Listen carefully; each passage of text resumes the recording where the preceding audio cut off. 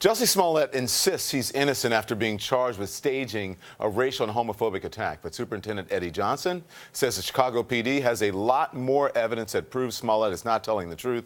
And Superintendent Johnson joins me now. Good evening, sir. Thank you so much for joining us here. I really appreciate it. Good evening. Thanks for having me. Absolutely. A lot more evidence. Can you talk about it? What is that? Well, I can't really go into specifics because we're past the bond proffer. But I can just tell you this, normally when we do things of this nature, all the evidence isn't provided up front. So there are some other things that just don't support the original version of the story that we got. Okay, so let's talk about some of those things. You said there are additional evidence, but you can't talk about it. What about this whole thing about the check? He's saying he wrote on the line that it was for training and whatever, and it wasn't to stage an attack. What do you say to that? Well, you know what, like I said, Don, a lot of these things will come out in court if it gets that far. But let's face it, if you were going to, let's say, buy a stolen car, you wouldn't put in the memo line, I'm buying a stolen car. So that's what I'll say to that. Did the brothers testify or tell police that the check was for the attack, or was it for training?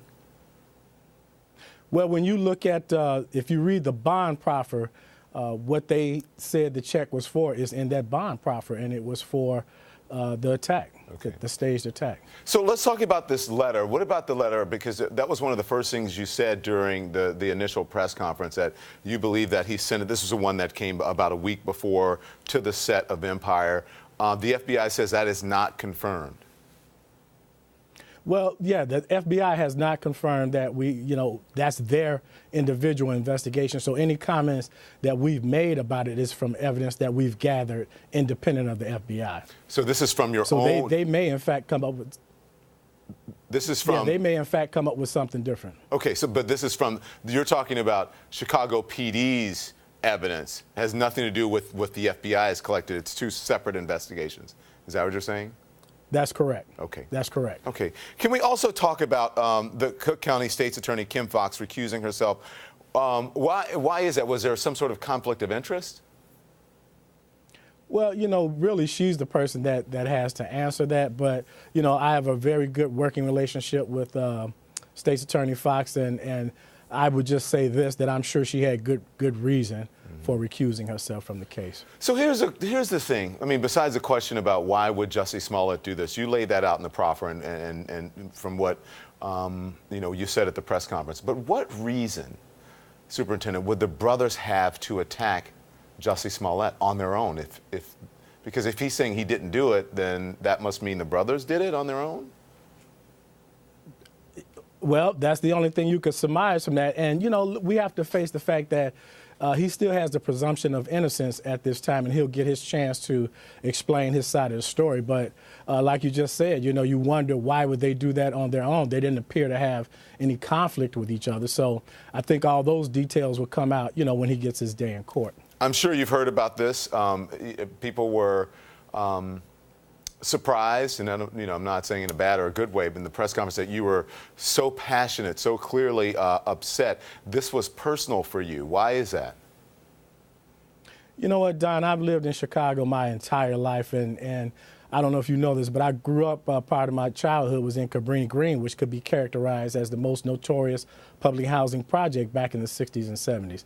When I took this job as superintendent in 2016, the mayor and I made a pact that we would do everything we could to make Chicago safer. And we've made a lot of progress in these 3 years. Crime is down.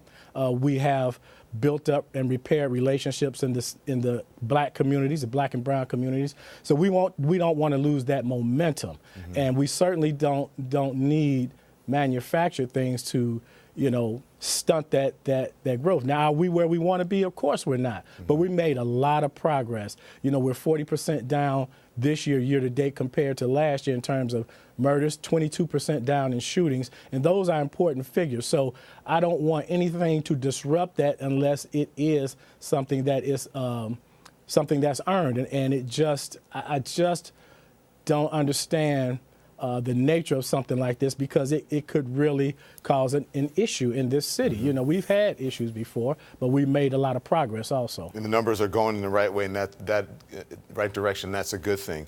As far as Jussie Smollett, he continues to stand by his story that he didn't stage this attack, Superintendent. His attorneys released a statement saying Smollett feels betrayed by a system that apparently wants to skip due process and proceed directly to sentencing. How do you respond to that? So what I'll say to you, Don, is this. Our job as police officers, not just in Chicago, but across this country, our job is to let the facts guide us to where we go. When we started this investigation, he told us that, you know, he could see through the mask that these were white-skinned people. That's who we were looking for. But the facts guided us in a different direction. And I would tell you this also. We classified him as a victim. We gave him the benefit of the doubt all the way up until the 47th hour of the 48th hour that we could legally hold those two brothers in custody. It turned at that 47th hour, and that's when he became a suspect in this. You know, our job is to gather the facts and the evidence, present them to the state's attorney, who then decides if the evidence is sufficient for charging. They decided it was. Now the next step is to go through the judicial process, and either a judge or jury will decide who's telling the truth. And he did say, so we just let the judicial process play out. He did say it was white. He saw white skin. He said that to you, to police. Yes, if you read the bond proffer, you'll see that in there. I have you here. I just want to make sure. And again, you stand by the evidence that you have, and you said that you have more evidence than what you presented at the press conference in the proffer that leads you to believe that this was something that he cooked up himself.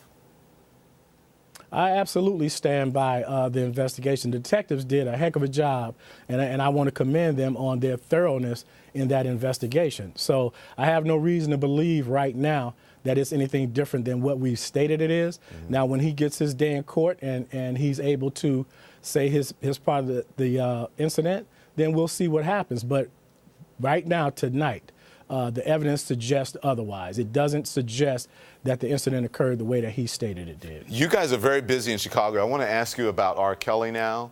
He left the Cook County Jail this afternoon after posting bail. He was indicted on 10 counts of aggravated sexual abuse of 4 victims. These stories of R. Kelly with underage girls have been around for decades. Superintendent, why is it taking so long to charge him? Well, I think a lot of the problem is, Don, you know, even like for us, when we are investigating murders and shootings and things of that nature, you know, oftentimes we'll identify people of interest, but it ultimately comes down to whether witnesses or victims are willing to cooperate. You can have all the evidence in the world, but if victims and witnesses don't want to cooperate, then you kind of reach a point that you can't take it any further. So I think right now what you have with that particular case is people that feel like they were taken advantage of are willing to actually say something now. Superintendent, I thank you for your time, and you mentioned at the press conference about the people who were victims of gun violence in Chicago needing to get attention, and we would love to have you back to discuss that as well. So will you please come back anytime and discuss those issues? I'd be glad to, Don. Thanks for having me. Thank you, Superintendent Johnson. Appreciate your time.